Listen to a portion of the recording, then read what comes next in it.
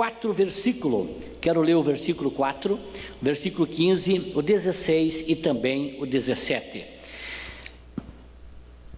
Isaías 59, 14 e 4, todos os irmãos que têm as suas Bíblias. Esse livro foi escrito aproximadamente 700 anos antes do nascimento de Cristo.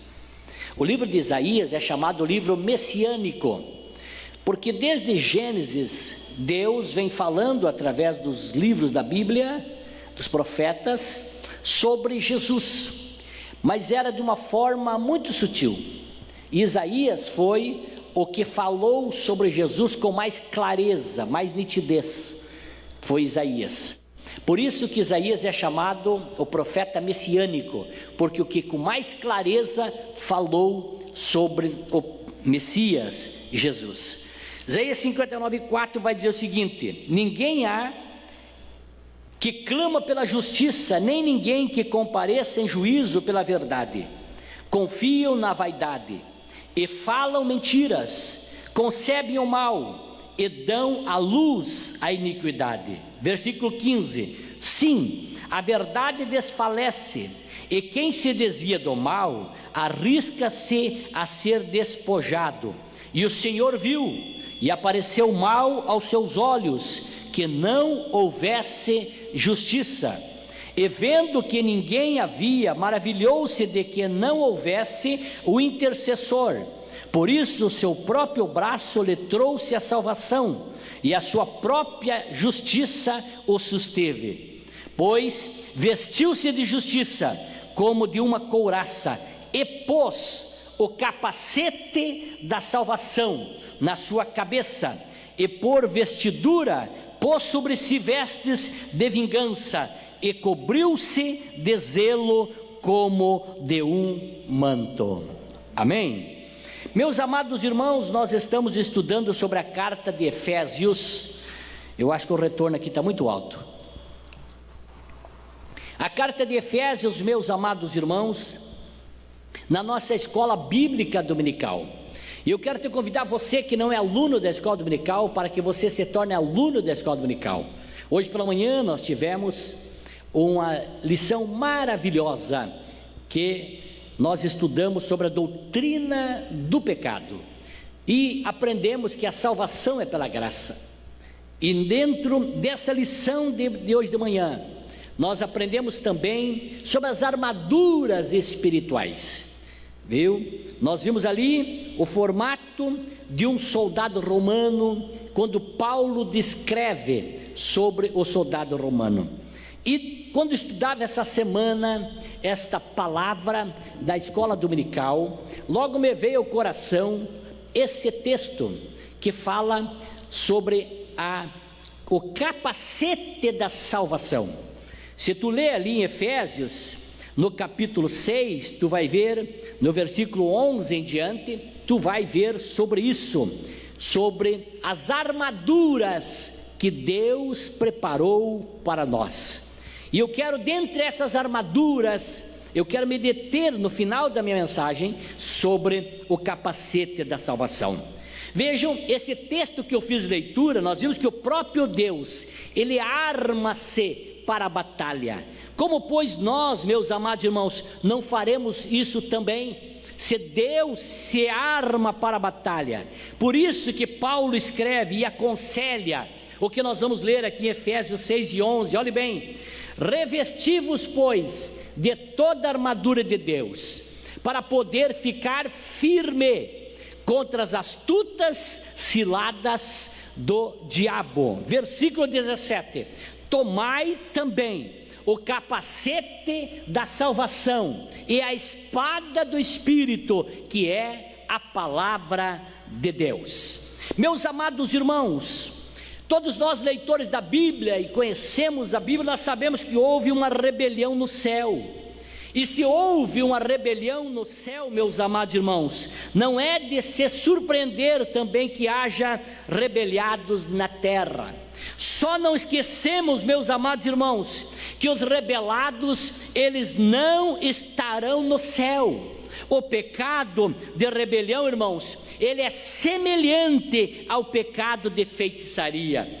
Pois isso, meus amados irmãos, não há uma distinção entre rebelde e feiticeiro. Foi o que está escrito lá no primeiro livro de Samuel, no capítulo 15, versículo 23, que vai dizer o seguinte: porque a rebelião é como o pecado de feitiçaria, e a obstinação é como iniquidade e idolatria. Porquanto tu rejeitastes a palavra do Senhor, Ele também te rejeitou a ti, para que não sejas rei. Meus amados irmãos, ela é uma palavra muito temerosa, porque quem rejeita a palavra do Senhor, rejeita o Senhor da palavra. Mas agora, pelo outro lado, meus amados irmãos, o apóstolo do amor, o apóstolo João, ele escreve no seu capítulo do seu evangelho, capítulo 8, versículo 47, o seguinte: quem é de Deus, escuta as palavras de Deus,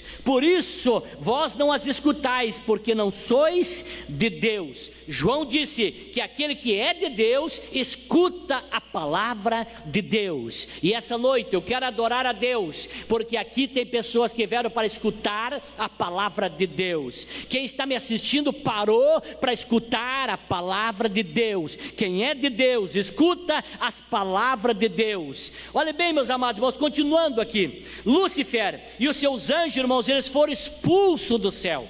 Isso está registrado lá em Apocalipse, no capítulo 12, versículo 12. Olha o que diz o texto sagrado: por isso festejai, ó céus, e vós os que neles habitais, ai da terra e do mar, pois o diabo desceu até vós, cheio de grande cólera, sabendo que porque pouco tempo lhe resta. Louvado seja o nome do Senhor. Meus amados irmãos, esses são seres espirituais malignos que não dormem, não descansam e também não tiram férias. No Éden, meus amados irmãos, o diabo levou os nossos primeiros pais a caírem, e a partir daí o homem morreu espiritualmente. E hoje nós pregamos na nossa EBO, nossa EBD de manhã, que nós estávamos mortos nos nossos delitos e pecados, mas fomos vivificados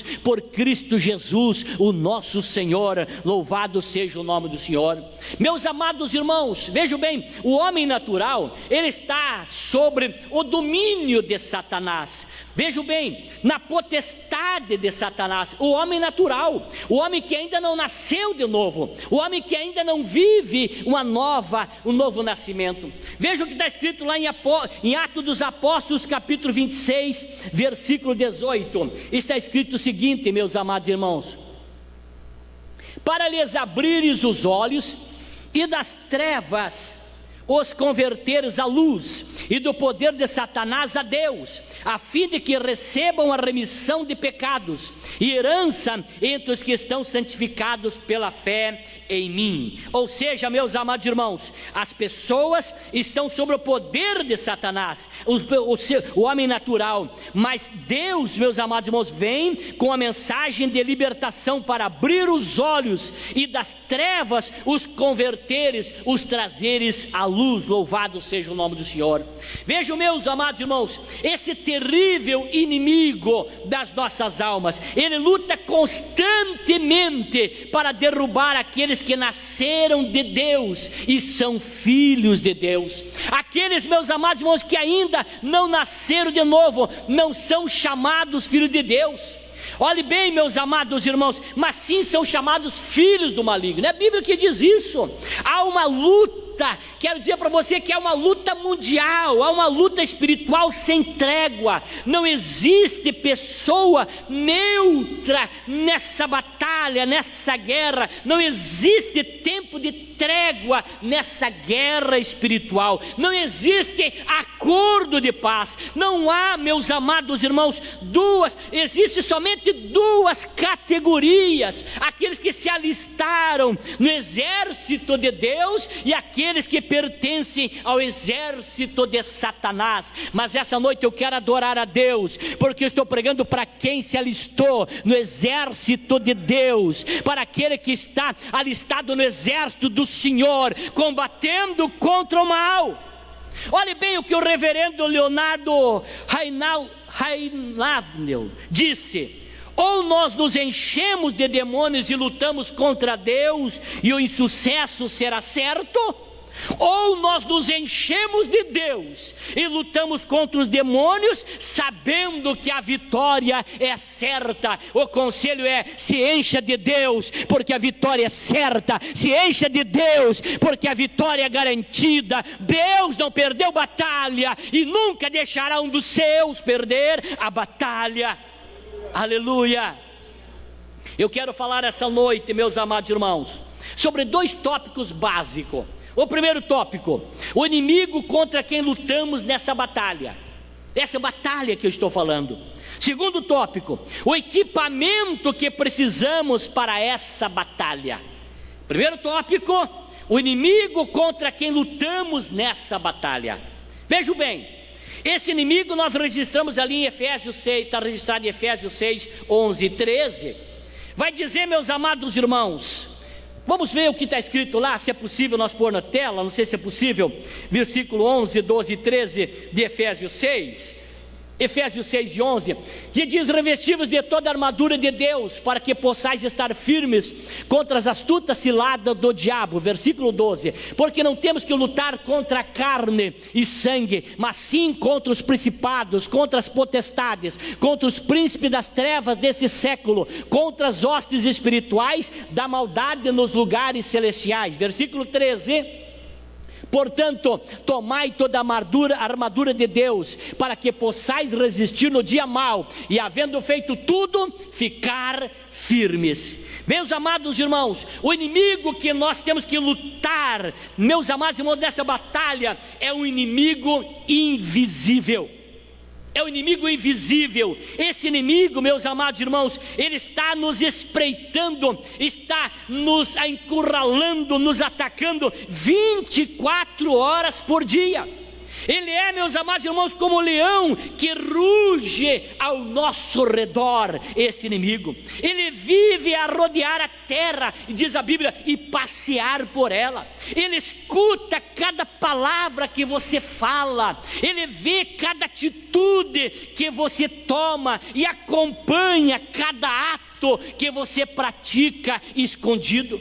Esse inimigo, ele não dorme. Porém, meus amados irmãos, não nos assustemos. Sabe por quê? Porque no Salmo 121, o versículo 3, vai dizer o seguinte: a palavra de Deus: não deixará vacilar o teu pé, aquele que te guarda não tosquenejará. Eis que não tosquenejará, nem dormirá o guarda de Israel. Eu quero te convidar para adorar a Deus essa noite. É verdade que estamos num campo minado, num campo de batalha espiritual, mas não dorme o guarda de Israel. Aleluia. Pode adorar a Deus, irmão. Nós estamos transmitindo ao vivo, mas aqui uma igreja pentecostal. Tu pode adorar a Deus. Estamos num campo de batalha, mas o guarda de Israel não tosqueneja, e por isso que nós não nos assustemos. Esse inimigo, irmãos, ele é um inimigo espiritual. Você não guerreia contra ele com as armas carnais. Não é no tiro, não é no punhalada, no punhal, não é no soco, não é nas artes marciais, não é nenhuma ação, não é com armas carnais, porque ele não pode ser destruído, nem até mesmo com bombas atômicas. Ele age de forma inesperada. Esse inimigo, ele age de forma inesperada. Ele é um inimigo invisível. Segundo, ele é um inimigo maligno. A Bíblia, irmãos, o chama de diabo, chama de Satanás, assassino, ladrão, mentiroso, destruidor, tentador, maligno, serpente, dragão. E o seu intento é roubar, matar e destruir. A Bíblia diz, João registrou lá no seu Evangelho, capítulo 10, versículo 10. Ele sabe que já está sentenciado à perdição eterna e que ele quer levar consigo homens e mulheres. Lá em Mateus capítulo 25 e 41 vai dizer o seguinte: Então dirá também os que estiverem à sua esquerda: apartai-vos de mim, malditos, para o fogo eterno, preparado para o diabo e seus anjos. Ele é um inimigo maligno. Meus amados irmãos, ele é também um inimigo astuto. Ele é um inimigo astuto. Vejam bem, meus amados irmãos, talvez tu me pergunte: pastor, por que o senhor está falando tanto do inimigo? Eu lembrei-me de uma frase que perguntaram para Napoleão Bonaparte. Napoleão Bonaparte, perguntaram para Napoleão Bonaparte: por que você tem um exército pequeno e vence os grandes exércitos? Napoleão Bonaparte sabe que foi o grande libertador da França, né?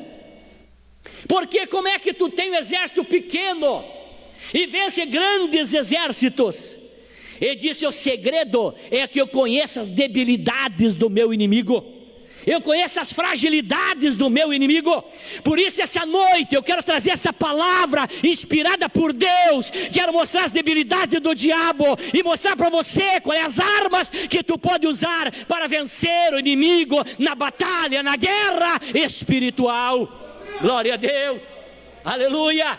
As armas que nós vamos vencer, nós vamos se armar essa noite. Ele é um inimigo astuto, ele age dissimuladamente, ele age como uma serpente, ele se disfarça, ele se transfigura em anjo de luz. Os seus ministros parecem ser ministros de justiça. Olha o que Paulo escreve na segunda carta de Coríntios, capítulo 11, versículo 14. Vai dizer o seguinte: e não é maravilha, porque o próprio Satanás se transfigura em anjo de luz. Não é muito, pois, que os seus ministros se transfigurem em ministros da justiça, o fim dos quais será conforme as suas obras. Meus amados irmãos, ele usa uma voz mansa, ele usa muitas máscaras, isso porque vive infectado com o vírus do pecado. Existe sim um vírus pior do que o Covid-19, é o vírus do pecado. Olha que João escreve no capítulo 8, versículo 44 de João: vós tende por pai o diabo, e quereis desfazer o desejo de vosso pai. Ele foi homicida desde o princípio, e não se firmou na verdade, porque não há verdade nele. Quanto ele prefere mentira, fala do que ele é próprio, porque é mentiroso e o pai da mentira. Ele age assustadoramente como um leão, ele ruge para assustar, ele ameaça e intimida as pessoas de as destruir. Meus amados irmãos, ele ataca com uma fúria no dia mau, ele age com diversidade de métodos, ele estuda cada pessoa, irmão Juraci, para saber o lado certo para atacá-la. Ele soube como atacar Sansão, ele soube como atacar Davi, ele soube como atacar Pedro. Eles foram derrotados porque o diabo mudou os seus métodos. O diabo muda os seus métodos, as suas estratégias. Mas essa noite eu trago uma palavra de Deus ao teu coração, aleluia. Deus vai revestir-nos das armas espirituais contra as hostes infernais. Esse inimigo, ele é um inimigo persistente. Ele não desiste pouco, não desiste fácil. O diabo e as suas hostes, eles não ensarrilham as suas armas. Eles, ao serem derrotados, eles voltam com outras estratégias. Eu luto com ele, sabe há quantos anos? Desde os 12 anos que eu me batizei, desde os 15 que eu prego. A Juraci luta aí quantos anos com esse inimigo. Quando tu acha que tu entendeu ele, tu conseguiu vencer ele, ele vem com outra estratégia. Ele é estrategista, ele é persistente. Foi assim com Jesus no deserto. Você que conhece a Bíblia sabe, onde ele foi tentado, ele foi mudando de estratégia com Jesus. Elias, irmãos, ele fugiu depois de uma grande vitória. Sansão, ele foi subjugado pelos filisteus depois de vencê-los. Davi venceu os exércitos, mas caiu na teia da luxúria. Pedro caiu na armadilha da autoconfiança, porque ele vai mudando as estratégias. Mas essa noite Deus há de me usar nesse lugar para trazer uma palavra aos irmãos que aqui estão, para quem está me assistindo, que o diabo pode mudar a estratégia, mas Deus é poderoso em glória para dar vitória à sua igreja. Aleluia! Eu sinto a presença de Deus nesse lugar, eu sinto a graça do Senhor nesse lugar. Ele é um inimigo numeroso esse inimigo. Veja bem, o diabo, irmãos, e seus anjos, eles estão tentando, roubando e matando pessoas em todo o mundo. Eles são numerosos. Nós não podemos vencer esses terríveis exércitos do mal sozinhos, meus amados irmãos, nem com as nossas próprias armas.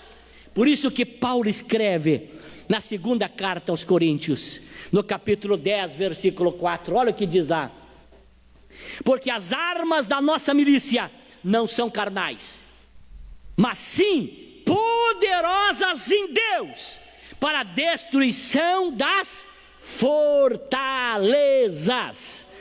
Por isso tem que se esconder em Deus. Aí as nossas armas são poderosas em Deus. Esse inimigo, ele é um inimigo oportunista. Mesmo depois que o vencemos, nós precisamos continuar firmes.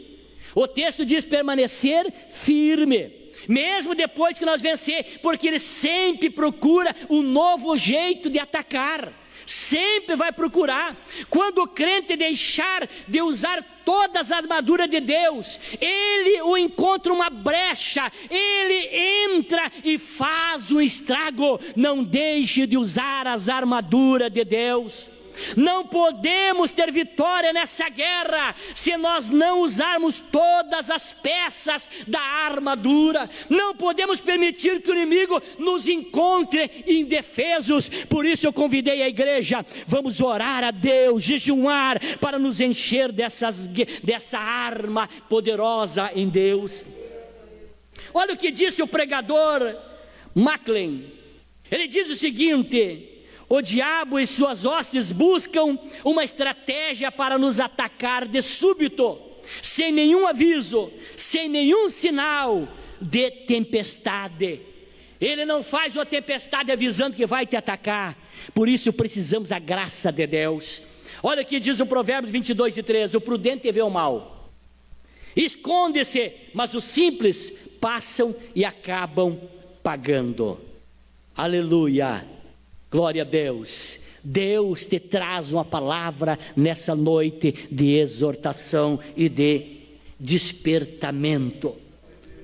Eu disse que ia falar sobre 2 tópicos. Primeiro falei sobre a natureza da batalha. Agora quero falar sobre o equipamento que precisamos para esta batalha. Apenas que as horas estão correndo tão depressa. Mas tu precisa ouvir, nem tu aguente mais 15 minutos, tu precisa receber essa palavra do equipamento que precisamos para essa batalha. Em primeiro lugar, o versículo 14 vai falar sobre o cinturão da verdade. Satanás, ele é o pai da mentira, mas o crente, cuja vida é controlada pela verdade, pode vencê-lo. Ele é o pai da mentira, mas o crente que tem a vida controlada pela verdade, vence ele. É verdade que a mentira anda mais rápido, mas a verdade vem caminhando firme. E quando ela chega, desfaz a mentira. Aguarde chegar a verdade. A máscara da mentira, um dia ela cai.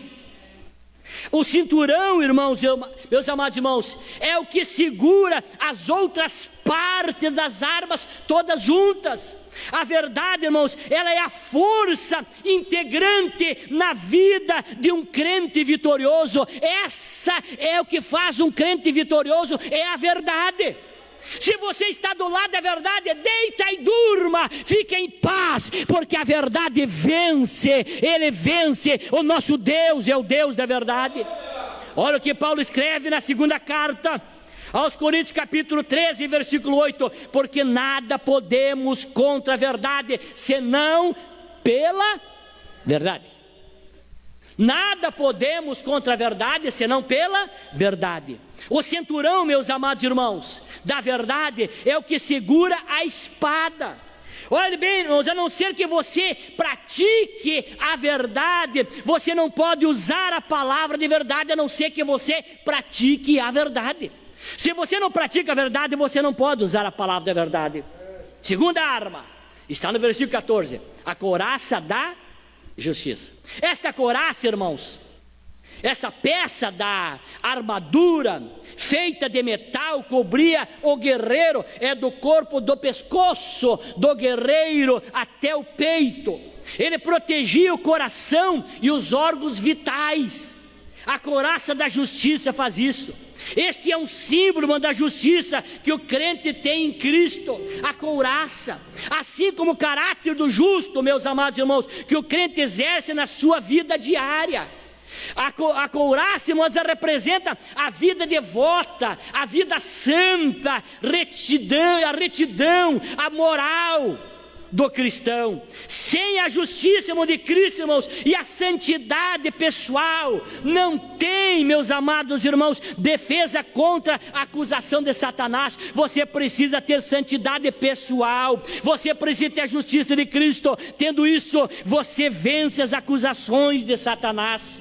A justiça, a nossa justiça, irmãos, a nossa justiça é posicional em Cristo. Sem uma justiça prática que nós vivemos na vida diária, ela apenas dá a Satanás a oportunidade para nos atacar. Ou seja, meu querido irmão, se não adianta nós dizermos que temos uma vida de justiça, mas se nós não vivemos no dia a dia uma vida de justiça. O que é uma vida de justiça? É quando você pode fazer uma análise observando todas as fontes e todos os pontos de vista.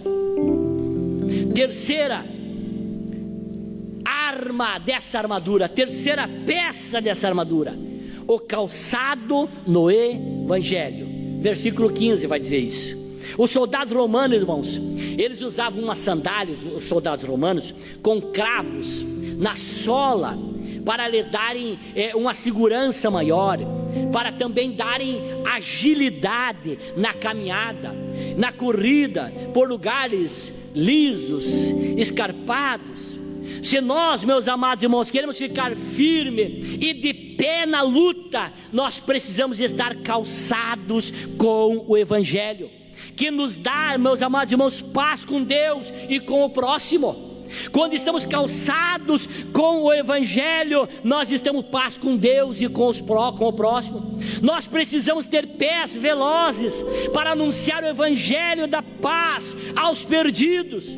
O diabo, irmãos, declara guerra para destruir os homens, mas nós somos embaixadores do Evangelho da paz. Nós somos propagadores, embaixadores do Evangelho da paz. Não pode sair da minha boca, da tua boca, outra coisa a não ser paz, porque somos embaixadores do Evangelho da paz. Quarto, o escudo da fé. Isso correndo porque eu quero falar sobre o capacete da salvação. O escudo da fé está no versículo 16.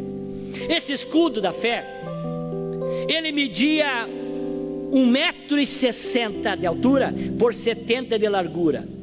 Ele protegia todo o corpo do soldado. Era feito de madeira e coberto por um couro curtido. Quando os soldados, irmãos, lutavam emparelhado um do lado do outro, eles formavam como que uma parede contra o adversário. Veja, meus amados irmãos, por isso que o nosso escudo da fé, meu e teu, tem que estar do lado um do outro. Nós criamos, irmãos, uma parede contra o adversário.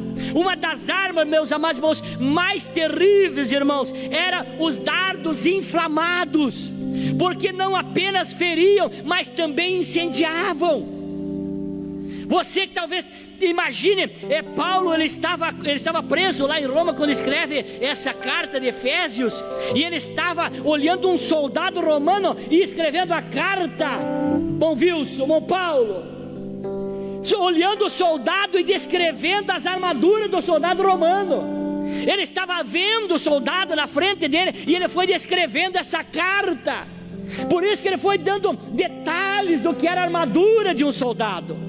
Vejam bem, e ele mostrou aquela couraça, meus amados irmãos, o escudo da fé, por causa dos dardos inflamáveis. E ele vai falar sobre os dardos inflamáveis do maligno, porque os dardos dos inimigos não só feriam, mas incendiavam. Você não conhece nenhum dardo que é lançado por aí e incendeia, e agora é potencializado com as redes sociais? Dardos que antes ia só até uma altura, agora vai longe, incendeia lá longe.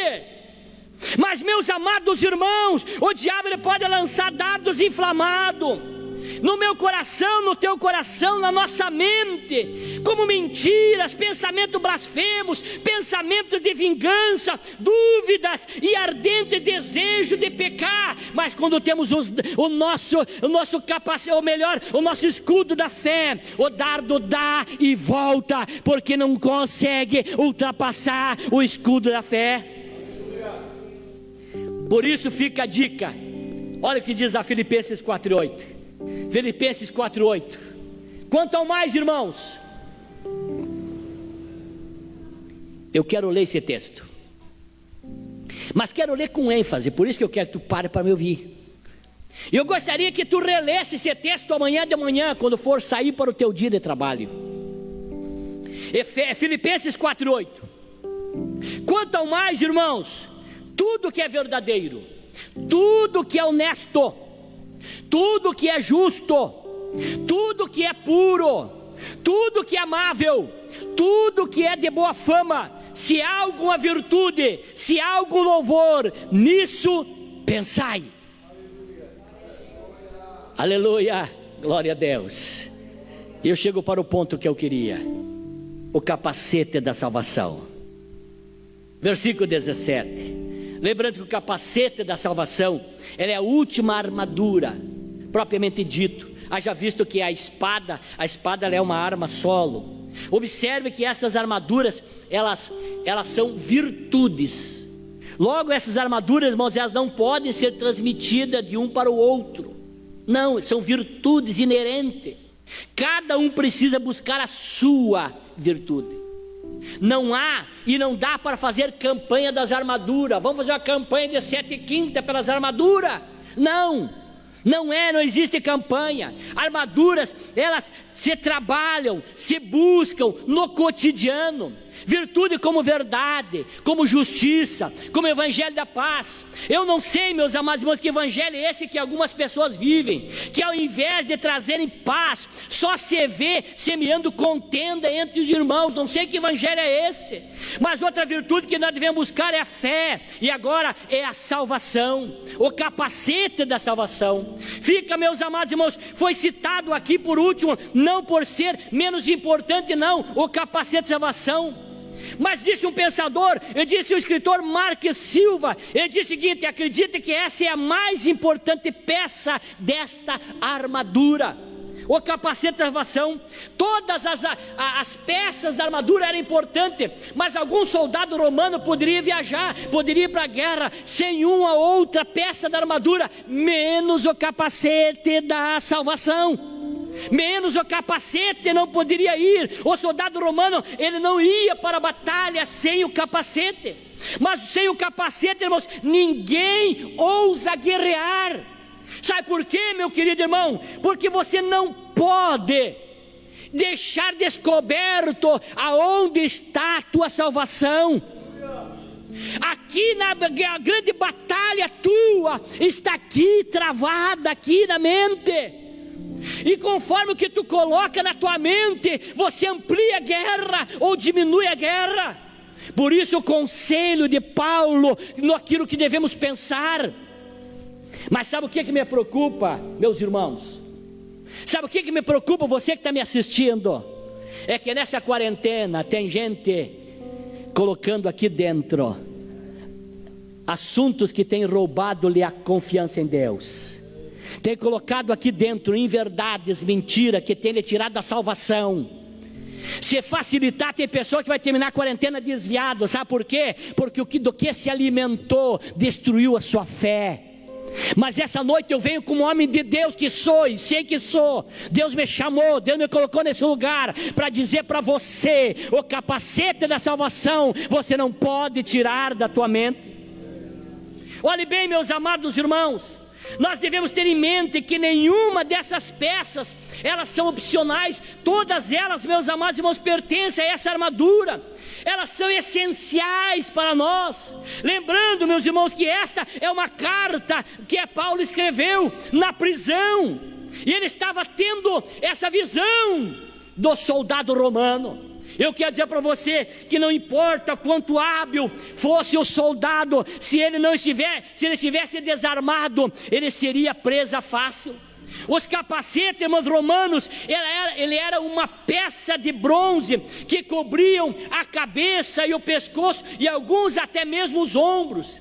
E tem ainda a espada do Espírito, mas eu não vou poder falar hoje sobre a espada do Espírito por causa do tempo. Mas olha o que diz Efésios capítulo 6, versículo 17. Efésios 6, 17. Tomai também o capacete da salvação e a espada do Espírito, que é a palavra de Deus. O versículo aqui, irmãos, começa com a seguinte expressão: tomai. Ela é uma ordem que ela está no imperativo, tomai. Deus, irmãos, Ele não tem filhos privilegiados, porém Ele tem filhos dedicados.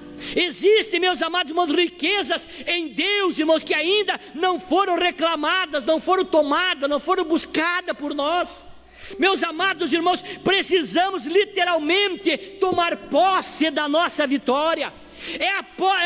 É a pessoa, meus amados irmãos, é a posse melhor da vitória. Ela começa quando nós tomamos as armaduras, entre elas o capacete da salvação. Olhe bem, elas não são automáticas, não. Elas precisam ser desejadas, elas precisam ser buscadas, elas precisam ser tomadas. Do verbo tomar no sentido de posse. Mateus 11:12 diz assim: e desde o dia de João o Batista até agora se faz violência ao reino dos céus, e pela força se apoderam dele. A ideia aqui, meus irmãos, de tomar é a proximidade.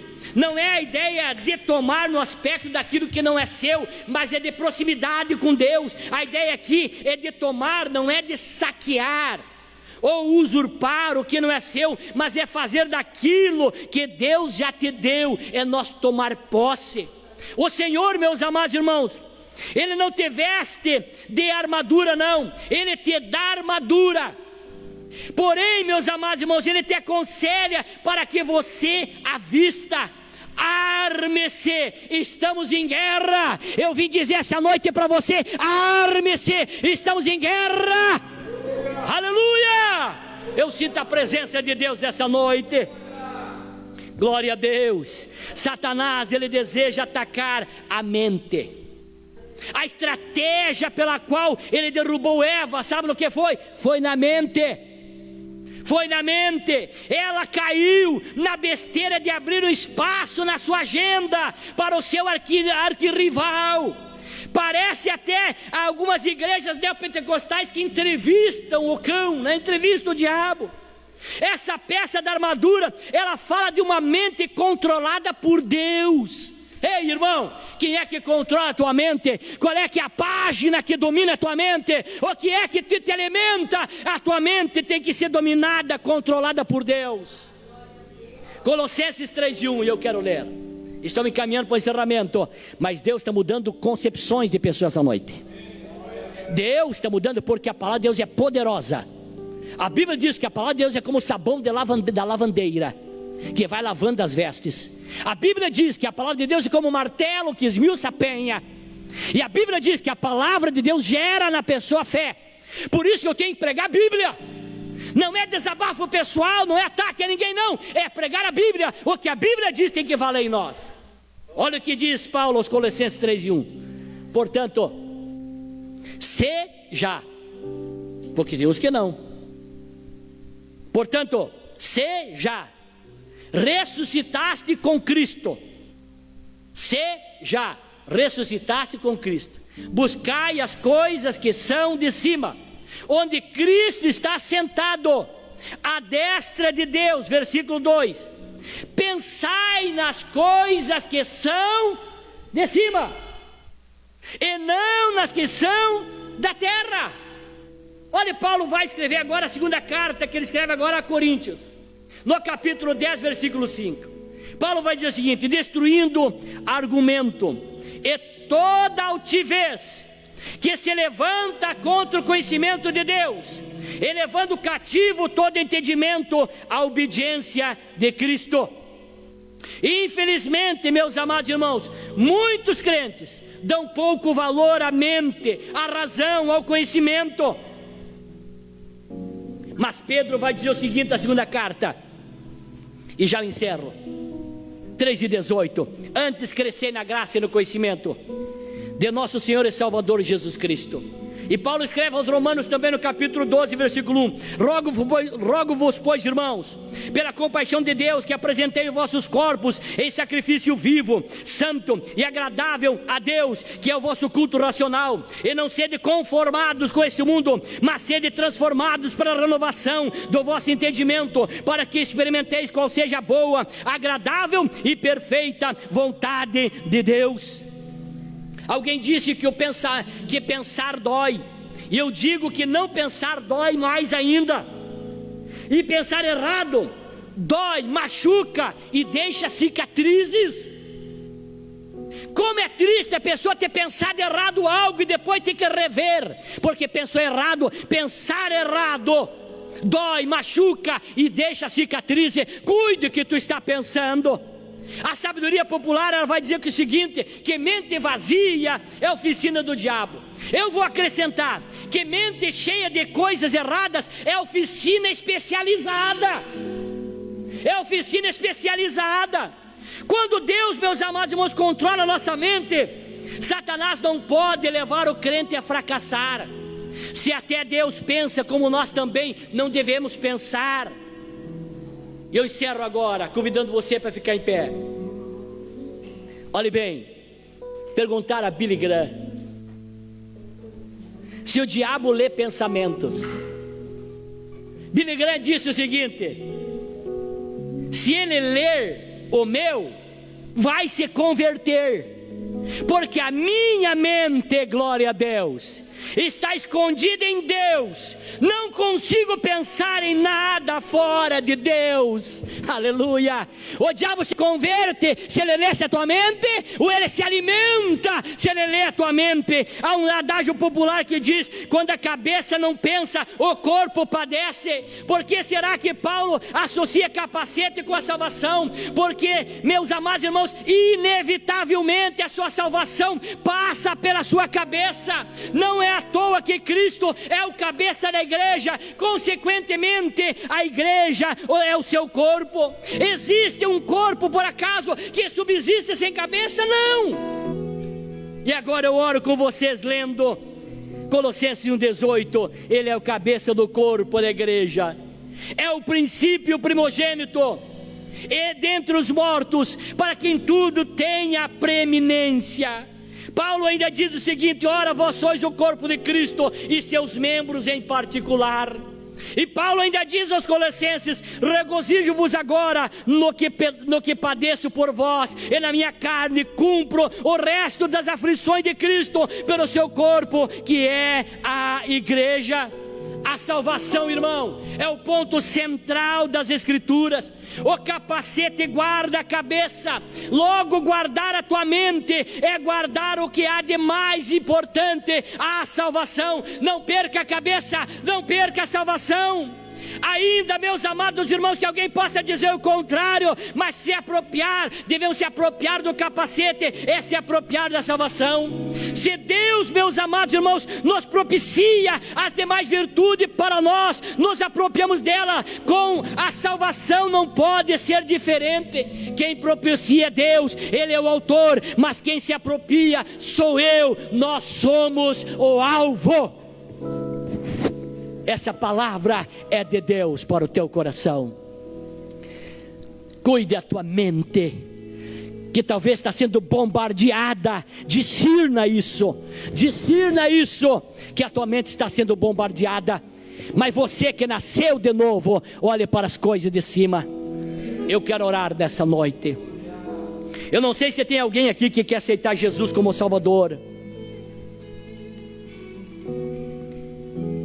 Eu quero orar por você. Se tem alguém aqui que quer passar aqui na frente e receber uma oração, não se aglomerando, mantendo distância de 2 metros, tu pode vir.